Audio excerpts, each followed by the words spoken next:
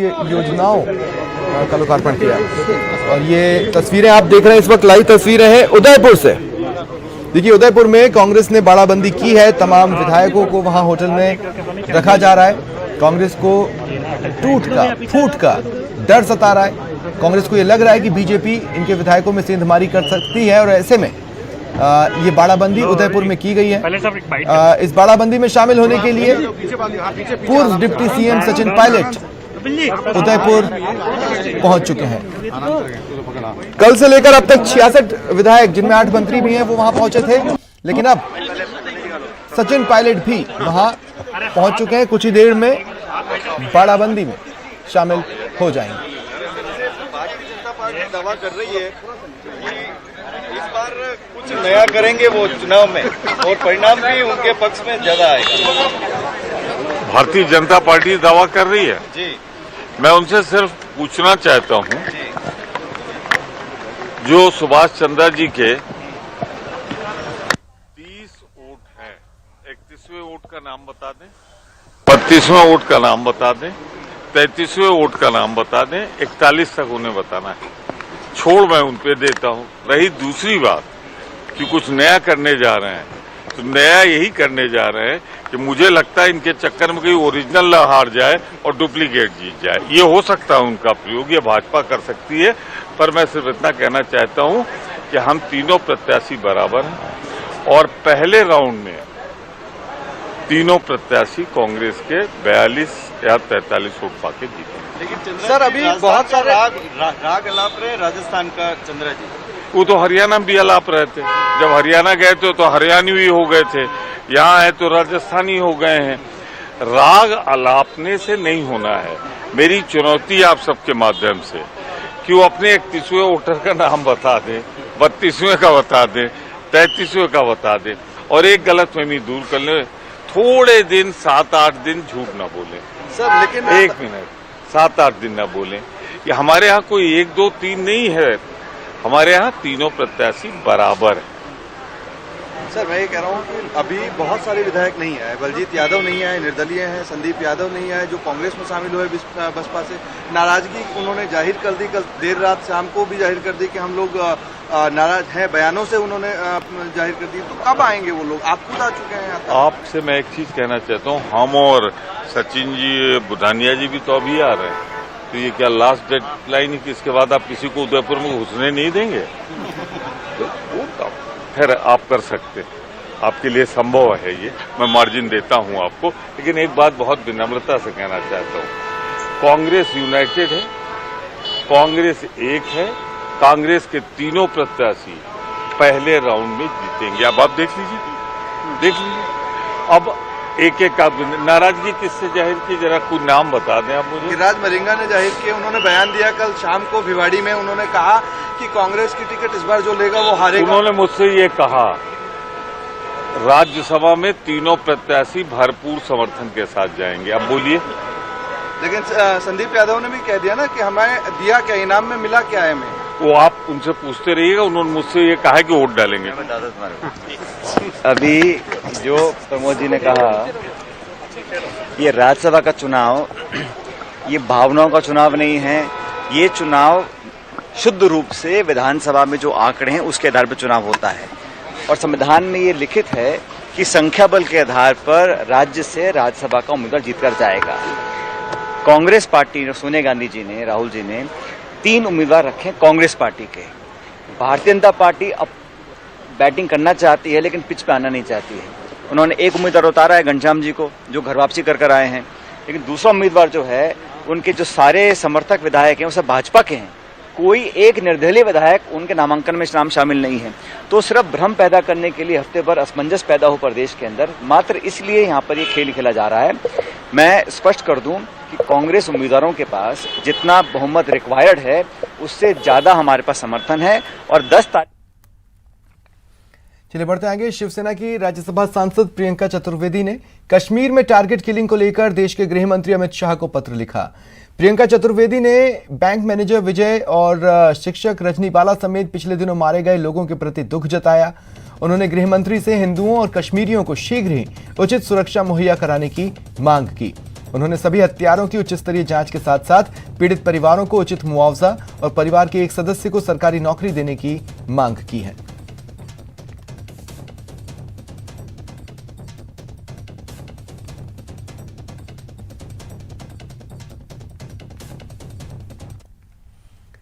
राज्यसभा चुनाव से पहले कांग्रेस की टेंशन बढ़ी है। सीएम गहलोत पर राजेंद्र गुढ़ा ने निशाना साध दिया। उन्होंने कहा, गहलोत साहब बोलते बहुत ज्यादा हैं, बोलने से ज्यादा काम करने की जरूरत है।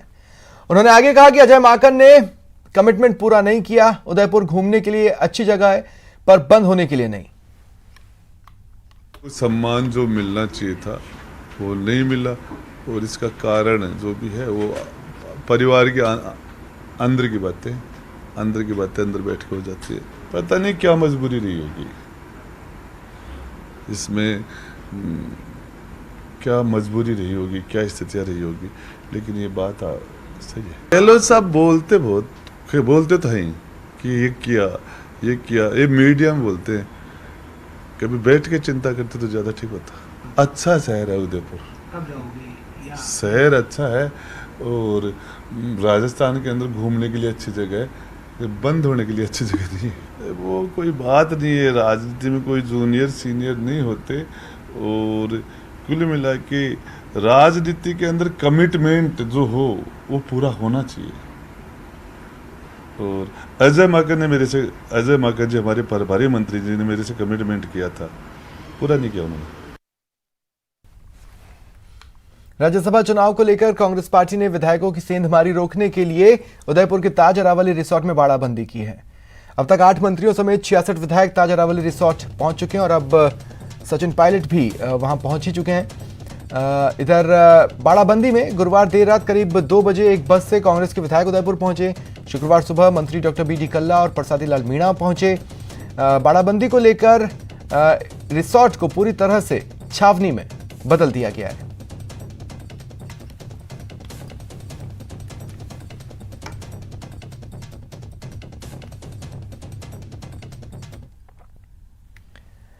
राज्यसभा चुनाव को लेकर बीजेपी ने बाड़ाबंदी की तैयारी कर ली है। हालांकि इसे प्रशिक्षण शिविर बताया जा रहा है, लेकिन जालोर के भीनमाल विधायक पूराराम चौधरी ने प्रेस कॉन्फ्रेंस में कहा कि 6 तारीख को होने वाली बाड़ाबंदी में पार्टी के सभी विधायक पहुंचेंगे।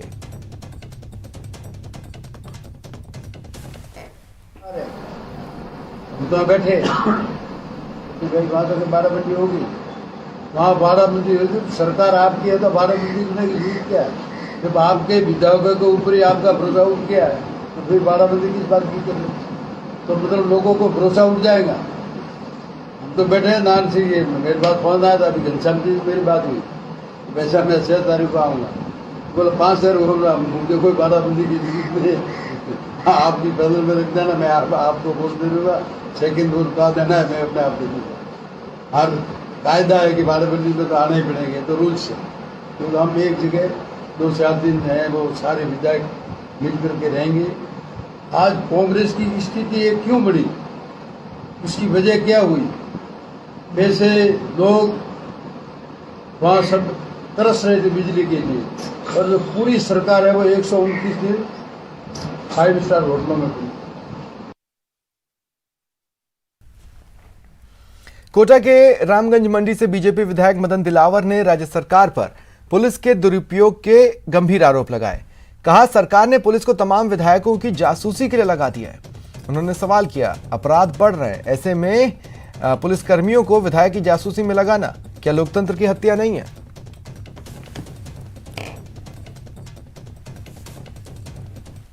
विधानसभा के सदस्य हैं, यानी विधायक हैं, हम पर इस कांग्रेस सरकार ने जासूसी के लिए पुलिस लगाई हुई है।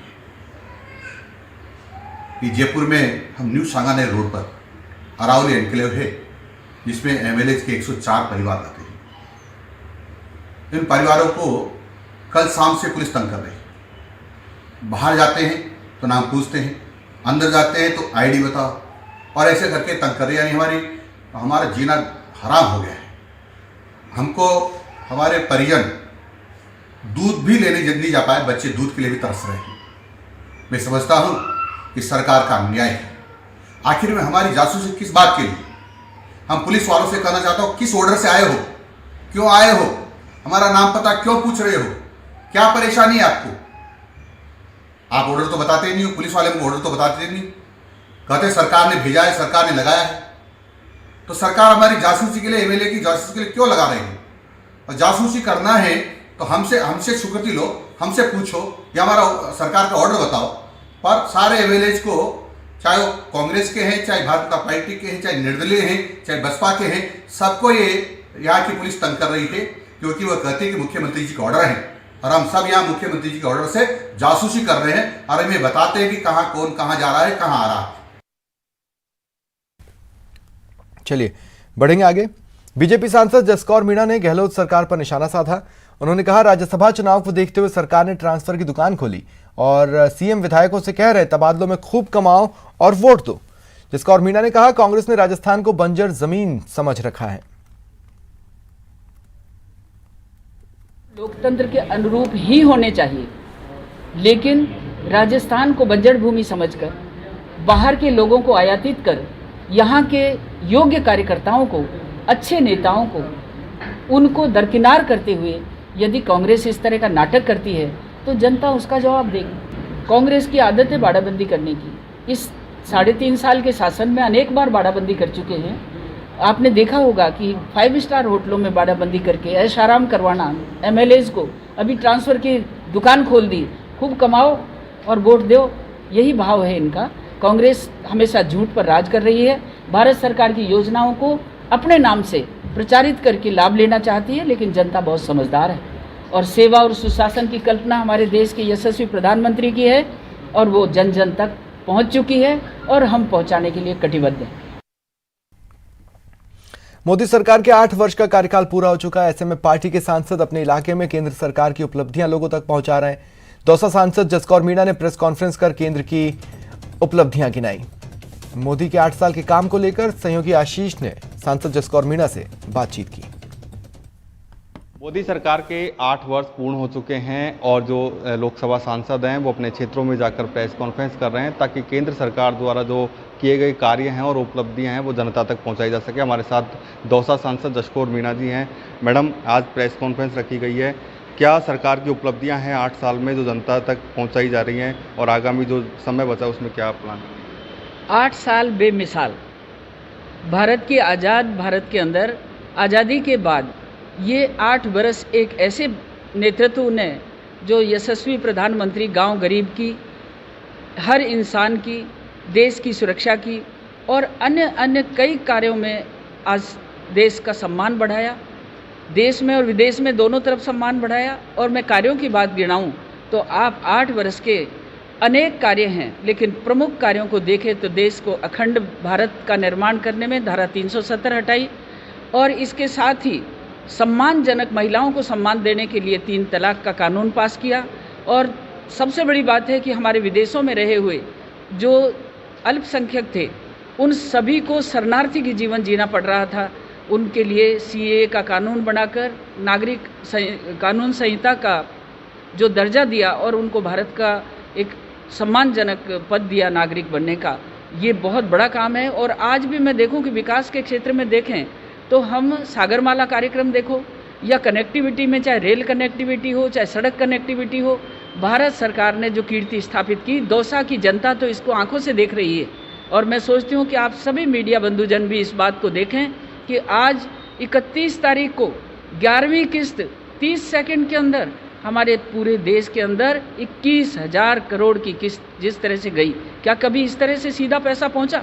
ये 8 बरस के इस क्रियाकलाप को यदि देखें तो ये स्वर्णिम युग है और मोदी के नेतृत्व में भारत प्रगति कर रहा है, सम्मानजनक प्रगति कर रहा है। दौसा की बात करें तो दौसा के लिए क्या आप सबसे बड़ी उपलब्धि मानते हो 8 साल में, और जो समय बचा है उसमें क्या है आपका प्रयास रहेगा?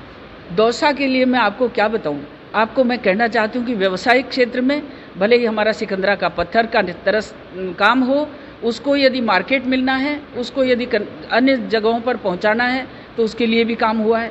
और इसके अलावा दौसा के लिए जो ये रोड निकला है दिल्ली बॉम्बे का, और इसमें आप भांडारेज के काम को देखो, आप डूंगरपुर में देखो, आप उससे आगे लालसोट विधानसभा में जब देखेंगे तो जिस तरह की कनेक्टिविटी बनी है, सरल, सुगम, और व्यावसायिक दृष्टि से ये बहुत ही कीर्तिमान काम है। दौसा पूरा का पूरा जिला इससे लाभान्वित होगा। बैंक ब्याज से कई गुना ज्यादा रिटर्न के चक्कर में कोटा में सैकड़ों लोग एक चिटफंड कंपनी में निवेश कर ठगी का शिकार हो गए। मामले की जांच अब एसआईटी कर रही है। मामले में अब तक 35 केस दर्ज हुए हैं, लेकिन फरियादियों को इंसाफ नहीं मिला है। केस में आरोपियों की मदद करने वाले गुमानपुरा थाने के एसएचओ और एक एसआई को सस्पेंड जरूर किया गया है। सर मेरा परिचित था ओम सैनी तालेड़ा वाला, हमारी इलेक्ट्रॉनिक्स की शॉप है शॉपिंग सेंटर में, तो वो हमारे से सामान लेने आता था। तो इसने कंपनी के बारे में बताया मुझे 2015 या 16 में कि हमारी कंपनी है और हम लोग इन्वेस्ट करके पैसा आपको डबल देते हैं 3 साल में। तो मैंने इसको मना कर दिया कि भाई इसके अंदर रिस्क है, मैं ऐसा नहीं करूँगा। फादर भी मेरे उस टाइम जिंदा थे, तो हमने मना कर दिया। फिर ये मुरली मनोहर नामदेव को लेके आए एक बार, तो मैंने तब भी मना कर दिया कि हमें समझ में नहीं आती ये चीज़, ये प्राइवेट काम है। फिर ये मरोठा जी को, गिरिराज नायक को और इनको जो 4-5 जने हैं इनको लेके आया खातेदारों को कि हमारे पास बहुत बड़ी ज़मीन है और प्राइम लोकेशन की ज़मीन है, हम इसके एवज में आपको ज़मीन देंगे सिक्योरिटी के लिए और डबल का एग्रीमेंट देंगे पूरा। तो मैं विश्वास में आ गया, सब जने आए। तो इसके बाद में धीरे धीरे करके इन्होंने कुछ कैश लिया, कुछ बैंक से पैसे लिए, किसी तरह से करके लगभग मेरा और मेरे ब्रदर का इनको झांसे मिल के करीब 55 लाख रुपए हड़प लिए। तो उन्होंने कहा कि इसमें आरडी करो, इसमें आरडी तो 3-4 साल से आरडी हम उसके यहाँ करवा रहे थे। घर से पैसे ले जाते थे, घर पे वापस आरडी के पैसे आते थे जो दे भी जाते थे, तो हम विश्वास में थे। फिर उन्होंने उनके जमाई हिमांशु विजय जी को बोला और उनका हमारे घर लेकर के आए कि भाई प्रॉपर्टी में ये पैसा लगवाने के लिए हमको मतलब प्रोत्साहित किया कि आप लगाओ, आपके डबल हो जाएंगे। तो 2 लाख की प्रॉपर्टी का मतलब हमको कागज़ भी दिए उन्होंने, और कि आपको कागज़ से मतलब नहीं, आप इसको बेच भी सकते हो चाहो तो, और नहीं तो फिर 3 साल में आपको डबल तो मिलेंगे ही सही। तो उस तरह से हमको आकाशवाणी में बुला के और सारे साइन वाइन भी करवाए। तो अभी आरडी का पैसा भी हमारा मतलब एक आरडी थी उसके तो आ गए, और दूसरी 5000 की जो आरडी थी उसके पैसे भी नहीं आए, और ये प्लॉट के लिए भी कुछ भी उसके पैसे आए ही नहीं हमारे पास। और मेंबरशिप है 2 लाख की, 1-1 लाख की 2 मेंबरशिप है, उसके भी पैसे अब 4 साल में आने थे डबल, और साल में वो कह रहे थे हम आपको ब्याज देंगे, तो 1-2 बार दिया और उसके बाद फिर नहीं दिया उन लोगों ने। इस तरीके से इन्होंने कहा कि इनके जो वो है ना हिमांशु विजय सीए, तो उनके ससुर हैं सत्येंद्र कुमार विजय, तो उन्होंने मेरे से कहा कि पैसा लगा दो इसमें, डबल हो जाएगा 3 साल में। और इस तरीके से मेरे से वो पैसे लगवा दिए और बोला आपको सिक्योरिटी के लिए प्लॉट दे रहे हैं, यहाँ गुरुद्वारा के सामने हमारी कॉलोनी कट रही है, और 3 साल और आपको तो पैसे से मतलब पैसे लेना, प्लॉट तो खाली नाम के लिए भाई आपका वो है। चूरू के सादुलपुर में पुलिस ने लूट के कुछ घंटों बाद ही 3 लुटेरों को धर दबोचा। वनस्पति घी से भरे लूटे ट्रक को बरामद किया। घटना सादुलपुर हिसार हाईवे की है। एएसपी अशोक बुटालिया ने बताया, पुलिस को यह ट्रक लूटने की योजना की खबर मिली थी, जिसके बाद पुलिस गांव पहुंची तो ट्रक का ड्राइवर घायल मिला। पुलिस ने उसे अस्पताल में भर्ती कराया, इलाके की नाकेबंदी की। इस बीच लुटाना के बस स्टैंड पर पुलिस पहुंची तो ट्रक और लुटेरों की कार दिखी। कार के बाहर ही 4 लोग खड़े थे जो पुलिस को देख भागने लगे, लेकिन पुलिस ने पीछा कर 3 को धर दबोचा, 1 भागने में